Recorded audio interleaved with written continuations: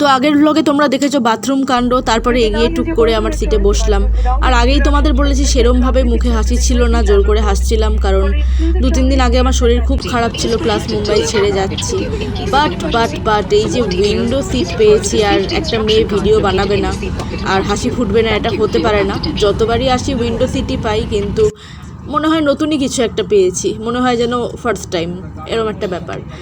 এই শেষ সূর্যাস্তের আলো, মানে আজকের মতো আমার মুম্বাইতে শেষ সূর্যাস্তের আলো দেখতে দেখতে এই যে ছাড়ছে ফ্লাইটটা, মনটা একটা উদাসও হচ্ছে, আবার কলকাতায় ফিরবো একটা ভালো লাগাও।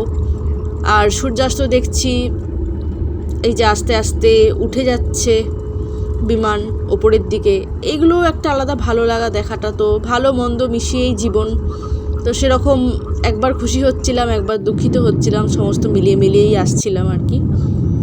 আর তারপর এই যে আস্তে আস্তে শহরটা ছেড়ে চলে যাওয়া, এটা পরিষ্কার চোখের সামনে দেখা এইভাবে, তো এটা একটা অন্যই ফিল দেয়। আমি যতবারই বিমানে যাতায়াত করি আমি এগুলো আলাদাভাবেই ভাবতে থাকি নিজের মধ্যে। তারপর তো রাত হয়ে গেল, নিকষ কালো অন্ধকার, বাইরের ভিডিও করে আর লাভ নেই। তো এবার টান পড়লো পেটে, রাতে খাবো ডিনার, তাই এখন আমার নজর স্ন্যাক্সের উদ্দেশ্যে। তারই মধ্যে আমার পাশে একটি ছেলে বসেছিল, সেই ছেলেটার পাশে একটি মেয়ে বসেছিল, সেই মেয়েটার সাথে আমার বেশ বন্ধুত্ব হয়ে গেছিল। তো ও বললো যে ও দুপুরবেলা খেয়ে বেরোয়নি, তো ফ্রাইড রাইস অর্ডার দিল, বাট আমাকে খেতে হতো স্ন্যাক্স, তো আমি মাখানা অর্ডার দিলাম, যেটা আমার বিমানে উঠলেই খুব ফেভারিট। 2 ধরনের মাখানা থাকে এখানে, একটা পিঙ্ক সল্টের সঙ্গে পিঙ্ক একটু মিষ্টি মিষ্টি টাইপের, আর একটা থাকে ঝালের সঙ্গে নোনতা মেশানো।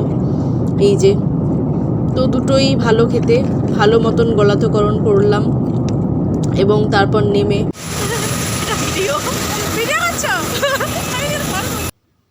ওর বাড়ির লোক চলে এলো, ওকে নিয়ে গেল।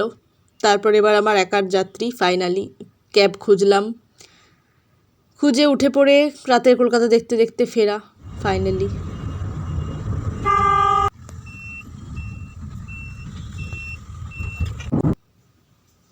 এবং নিজের ঘরে ফিরে একটা দুঃখ মিশ্রিত আনন্দ, আর আসবে একটা শান্তির ঘুম। টাটা।